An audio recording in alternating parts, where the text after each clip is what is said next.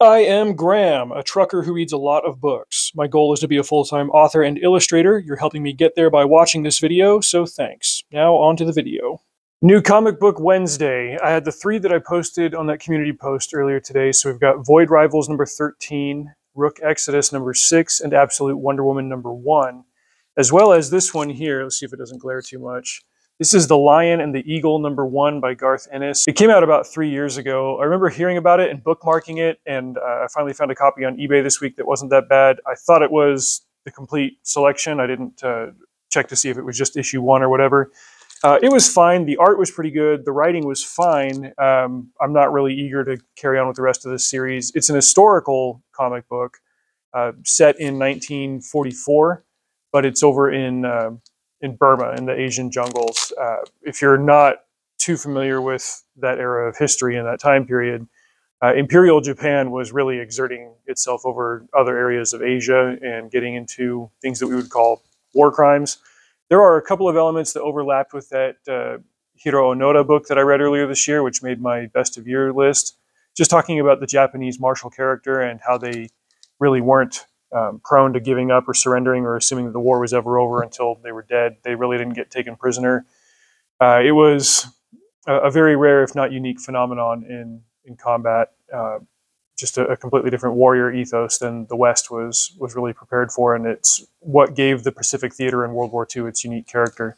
The group of soldiers is English. Well, the officers are British, but they're leading an Indian army. This is when Britain was still in charge of India.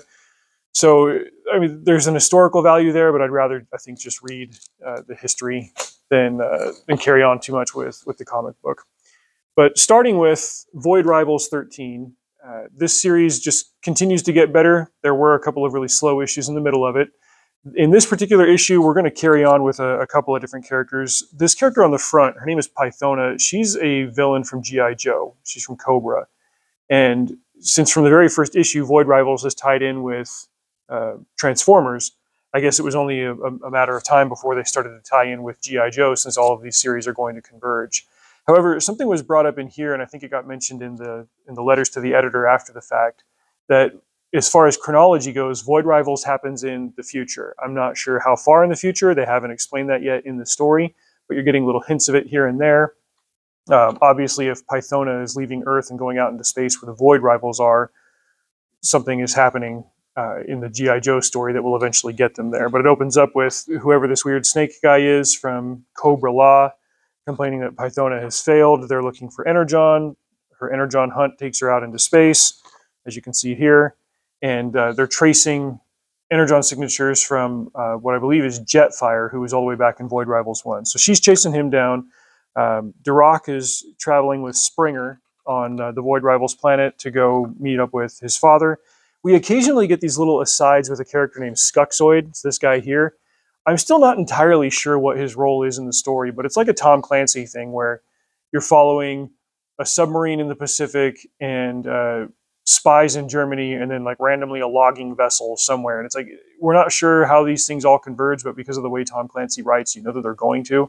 Something's going to happen here with Skuxoid. There's going to be a payoff. I'm just not sure what it is yet. He's just some like junk hauler, smuggler, international traveler, tradesman type guy, interplanetary, I guess.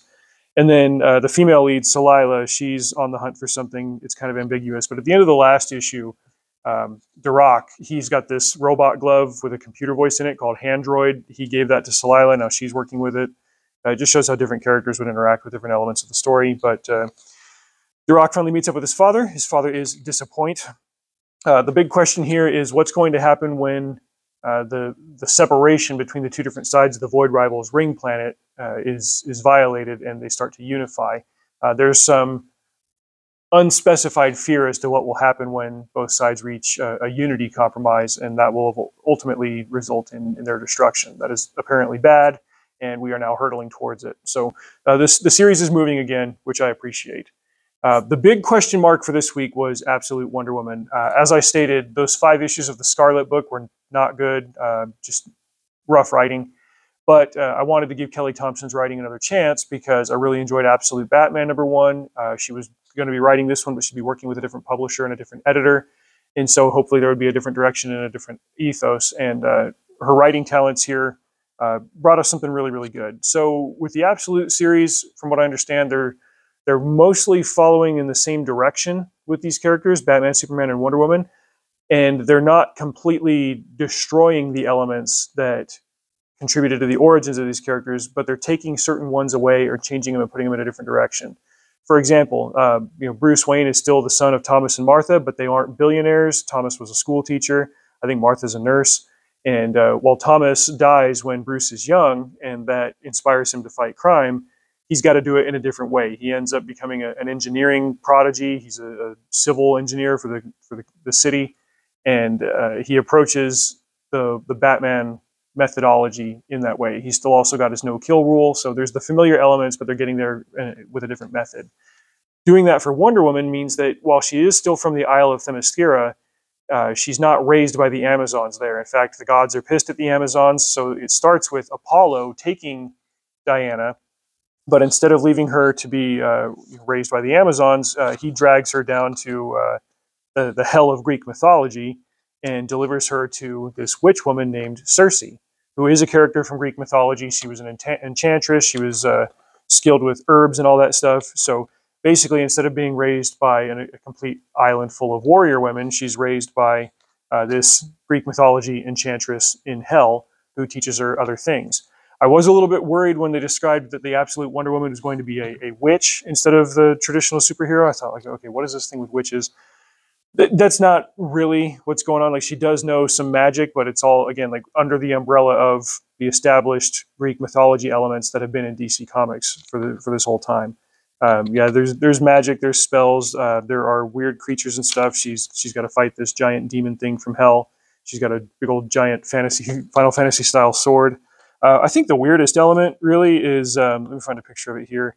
She rides a skeletal Pegasus thing. That's what this thing is on the cover. It's like a Pegasus creature from hell. Looks really cool. Weird, but consistent with what they're establishing, so that's fine. Sometimes, like, bad writing, you can tell the writer like really wanted to do something cool, but didn't want to do the work to make it mean anything, and she did that here. So I'm really enjoying this recent trend in comics, and especially over the last 6 or 7 months or so, where I'm taking a risk on something, like, okay, is this going to be good? And I get into it and I find out that so far it is. So this is one issue of 5. It ends with Diana fighting this monster thing. The why of it and the result of it, I will leave to you. But yeah, this is an endorsement. This is a recommendation, and I'm excited to read more of it and see where it goes.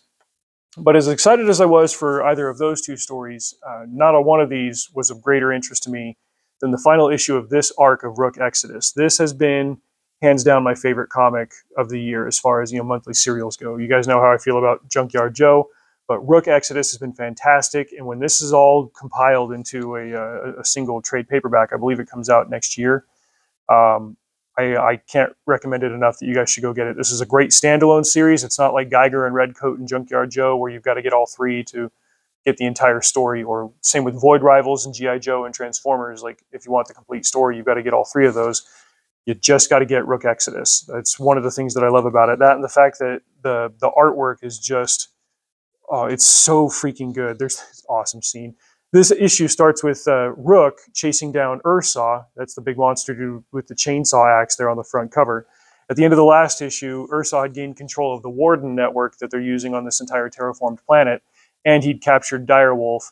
And Rook had kind of his come-to-Jesus moment about how he needed to change the way that he approached his job and his role as a warden, and that his bond with his creatures, the Blackbirds, needed to go beyond just the technological and the utilitarian. He had to have a real bond with them. And that manifests in a really moving and powerful way in this series. You can tell that they're taking a very cinematic approach to it. There's this awesome, just right out of the gate, they start with... like, oh, the bad guys, they've gotten control of the network. They can now see where all the other wardens are. And then they get a blip on the radar that Rook is coming in. He's coming in fast, and he can't fly. Well, he's got that awesome rig. And just, that is such a killer 2-page spread. Look at that. Oh, sorry. I know the microphone's probably picking up a lot of the sound here. But then he's got to chase down the Ark, which is Ursa's big red vehicle there. And the top panel with Rook's truck versus Ark, or the Ursa's Ark there, it doesn't properly convey the scale. The Ark is way huge compared to that.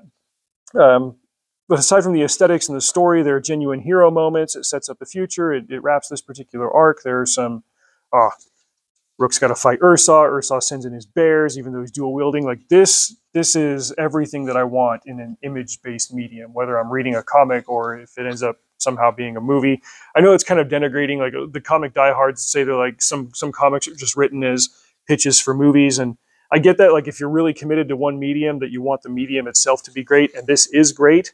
But if we're looking for cinema to be great as well, and I love movies, if they wanted to adapt something like this that would look great and the story is already established, and I really think that this could rope in a broad fandom, this would be it. I just really, really freaking love this series, and it's been a delight to read every issue. From the first issue, from the first panel, they've all been fantastic. So a strong round of endorsements this week. Void Rivals is getting better. I was pleasantly surprised at being rewarded by the beginning of Absolute Wonder Woman, and Rook Exodus has just been perfection this entire time. So check those out.